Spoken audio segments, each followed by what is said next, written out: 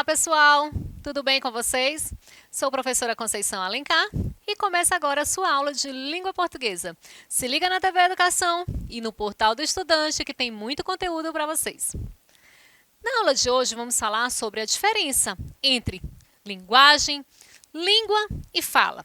Vamos ver também um pouquinho sobre as variações linguísticas e testar o nosso conhecimento através de alguns exercícios. Então vamos lá começar nossa aula de hoje. Aqui nós temos um resumo de como acontece a comunicação. Nós temos ali a linguagem, que ela é mais ampla. Logo em seguida, nós temos a língua e depois a fala. Por que ela vem nessa ordem? A linguagem é toda a comunicação. A língua já é algo mais específico. A língua portuguesa, a língua inglesa, a língua espanhola. E a fala já é algo muito particular.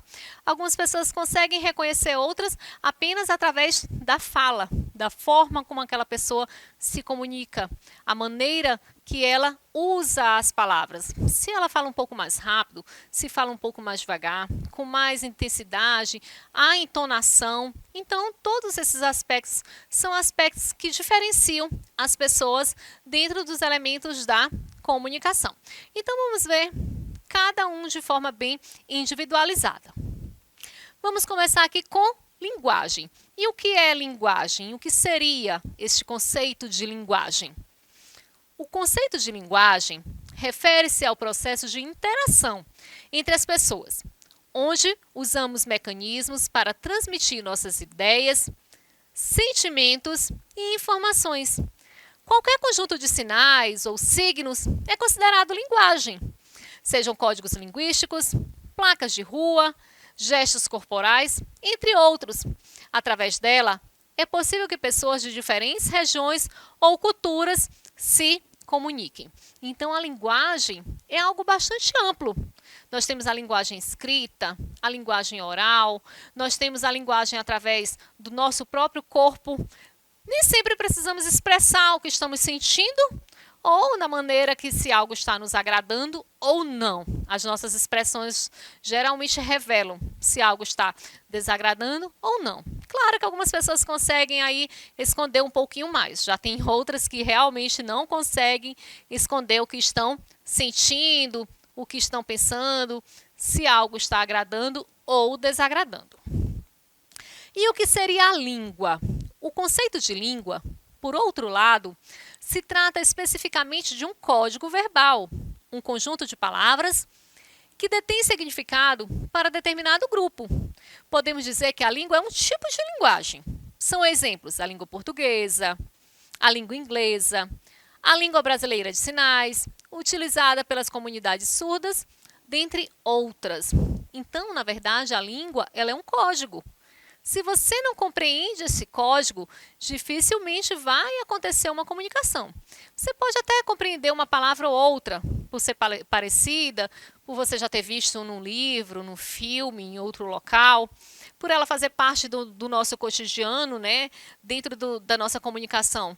Nós temos várias palavras que são de língua inglesa, que são de origem francesa, e nós fazemos uso dessas palavras. Mas uma vez que não conhecemos o código, fica bem difícil estabelecer uma comunicação mais efetiva. É impossível? Não, porque nós temos outros tipos de comunicação, como a linguagem, os gestos e outros. Mas a linguagem mais efetiva, propriamente dita, né, através da leitura, da escrita, da oralidade, é necessário que conheçamos o código. Então, língua, lembrem, língua portuguesa, língua inglesa, língua francesa e assim por diante. E o que é a fala? A fala é a forma como o indivíduo se comunica oralmente. Ela está diretamente relacionada com a língua. Entretanto, ela é considerada individual e comumente afetada por vícios de linguagem, costumes locais e sotaques. A fala ela é muito individualizada. Ela é um aspecto que consegue identificar uma pessoa. Ela consegue identificar através do seu sotaque, das palavras que você utiliza. Algumas pessoas falam mais rápido, outras falam mais devagar. Algumas pessoas falam mais baixo, outras falam com o tom bem mais elevado. Então, todas essas são características que vão diferenciar. Portanto, a fala, ela é algo bem individual. E aí, claro, vão ter vários aspectos que vão estar influenciando. Tem uma aula já na plataforma Gonçalves Dias que a gente fala sobre as variedades linguísticas. Dentro das variedades linguísticas, vocês vão ver os fatores que influenciam na comunicação. São fatores históricos, geográficos, são fatores sociais, econômicos, estilísticos, que vão influenciar na forma como nós nos comunicamos. E o que diz a gramática e a linguística? Vocês já ouviram essa palavra linguística? Para que ocorra uma melhor comunicação, é necessário uma estruturação da língua. Por isso, cada língua possui um conjunto de regras e normas de combinação específica, conhecida como gramática. Já a ciência que estuda a linguagem e suas características é conhecida como linguística. A gramática seria padronização. É necessário que tenhamos regras para que possa haver uma compreensão melhor. Se eu não tenho regras de acentuação, de pontuação, de concordância, de regência, eu não tenho como estabelecer ali um parâmetro para que todos sigam aquele parâmetro, aquelas normas, né? Já a linguística, ela está mais relacionada à comunicação, à linguagem, né? Ela prega que, desde que haja comunicação, está tudo bem, né? O importante é que as pessoas consigam compreender. Não importa se ela fez a concordância correta, não importa se ela diz nós vamos ou nós vai. Se houver a comunicação, está tudo bem, é aceitável, né? Dentro de determinado contexto. Temos que ver que em alguns contextos é aceitável e em outros não é aceitável. Vamos ver que será reprovado. As variações linguísticas reúnem as variantes da língua que foram criadas pelo homem e são reinventadas a cada dia.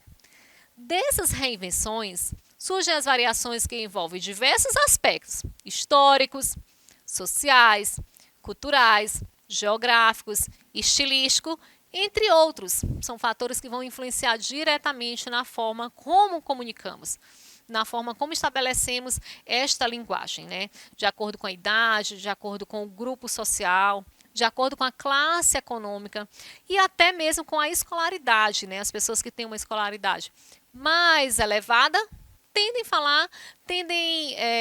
de falar de algo mais formal, têm a tendência de falar de maneira mais formal, fazendo mais uso das normas gramaticais, ao contrário daquele que não teve tanta oportunidade de escolarização.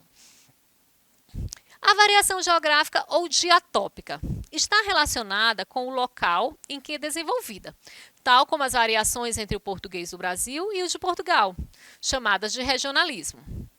Já no caso da variação histórica ou diacrônica, ela ocorre com o desenvolvimento da história, tal como o português medieval e o português atual. Fiquem atentos a essa nomenclatura. Observem. A primeira, geográfica ou diatópica. A segunda, histórica ou diacrônica. Então, vocês precisam dominar essas nomenclaturas, porque uma vez que vocês encontrem na prova a segunda nomenclatura, vocês precisam saber do que se trata. Quando vier a primeira, fica bem mais simples, bem mais fácil. Por exemplo, variação geográfica. Eu já sei que está ali tratando do espaço, do local. E quando eu encontro variação histórica, eu sei que está situado no tempo histórico. Mas, quando vem a segunda opção, a segunda nomenclatura, como, por exemplo, diatópica, diacrônica, vocês precisam realmente conhecer o significado dessas palavras para ter uma compreensão mais efetiva ao resolver as questões. A variação social ou diastrática é percebida segundo os grupos ou classes sociais envolvidos, tal como uma conversa entre um orador jurídico e um morador de rua. Exemplo desse tipo de variação são os socialetos. Vocês vão identificar logo, né, se pertence a uma determinada profissão, a um determinado nível de escolaridade, a uma determinada forma de se comunicar. É nítida essa diferença em relação a essa comunicação. A variação situacional ou diafásica ocorre de acordo com o contexto. Por exemplo, situações formais e informais. As gírias são expressões populares utilizadas por determinado grupo social. Então, de acordo com a situação, eu vou me comunicar de uma forma. Se eu estou fazendo uma palestra, participando de uma reunião, claro que eu vou ter um cuidado maior com a forma como eu me comunico. Se eu estou entre um grupo de amigos, familiares, já vou ter uma linguagem mais despojada, uma linguagem mais coloquial, às vezes cheia de gíria, cheia de abreviações, palavras que pertencem àquele determinado contexto. Então, essa é a variação situacional. Então, vamos lá começar algumas questões. Aqui uma questão do Enem, que diz assim: as dimensões continentais do Brasil são objeto de reflexões expressas em diferentes linguagens. Esse tema aparece no seguinte poema. Então, nós temos aqui um poema de Mário de Andrade, que trata justamente sobre as diferentes linguagens. Então, uma questão do Enem, fiquem bem atentos ao comando da questão. Então, vamos ler o poema de Mário de Andrade, que diz assim: que importa que uns falem mole, descansado, que os cariocas arranhem os R's na garganta, que os capixabas e paroaras escancarem as vogais, que tem-se os 500 réis meridional, vira 5 tostões do rio para o norte. Junto formamos este assombro de misérias e grandezas. Brasil, nome de vegetal. Então, ele traz uma reflexão, justamente a maneira como as pessoas falam, a maneira como as pessoas se comunicam. A fala, como nós vimos no início da aula, é algo muito individualizado, muito particular. Então, o que importa se o carioca fala de um jeito, o paulista de outro, o maranhense fala de outro? É justamente isso que ele diz. Então, vamos ver o comando da questão. O texto poético, ora reproduzido, trata das diferenças brasileiras no âmbito.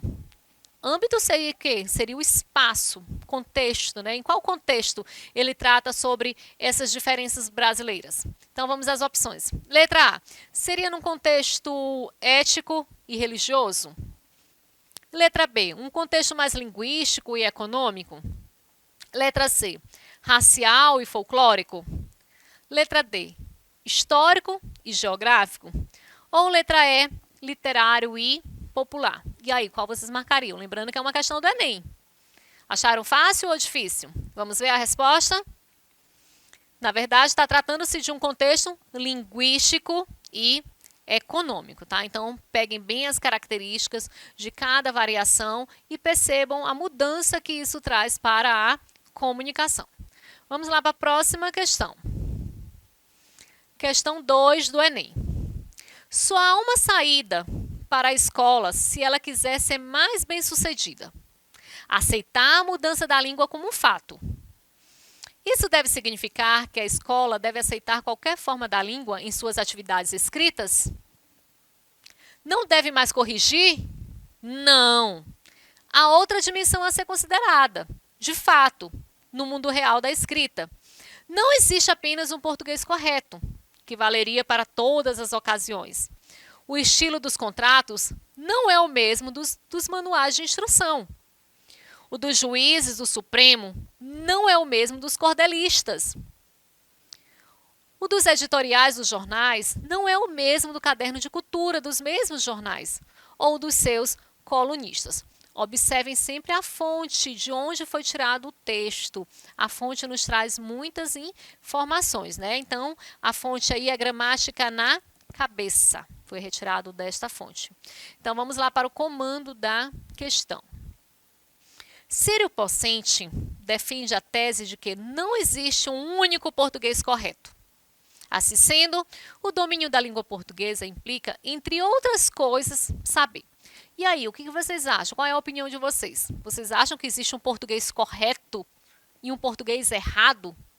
Ou existe um português adequado e aquele que é inadequado em determinada situação? Então, vamos ver aqui as opções que o texto traz. Ele implica, entre outras coisas, saber. Letra A. Descartar as marcas de informalidade do texto. Letra B. Reservar o emprego da norma padrão aos textos de circulação ampla. Letra C, moldar a norma padrão do português pela linguagem e do discurso jornalístico. Letra D, adequar as formas da língua a diferentes tipos de texto e contexto. Letra E, desprezar as formas da língua prevista pela gramática e manuais divulgados pela escola. E aí, qual opção vocês marcariam nessa questão? Vamos ver a resposta? Seria o quê? Adequar as formas da língua a diferentes tipos de texto e contexto. Claro, né, turma? Isso é possível. É possível que possamos fazer essa adequação de acordo com a situação, de acordo com o contexto, de acordo com as pessoas que estão envolvidas naquele processo comunicativo. Vamos lá, então, para a questão número 3, também uma questão do Enem, que diz assim: eu gostava muito de passear, sair com as minhas colegas, brincar na porta de casa de vôlei, andar de patins, bicicleta. Quando eu levava um tombo ou outro, eu era a palhaça da turma.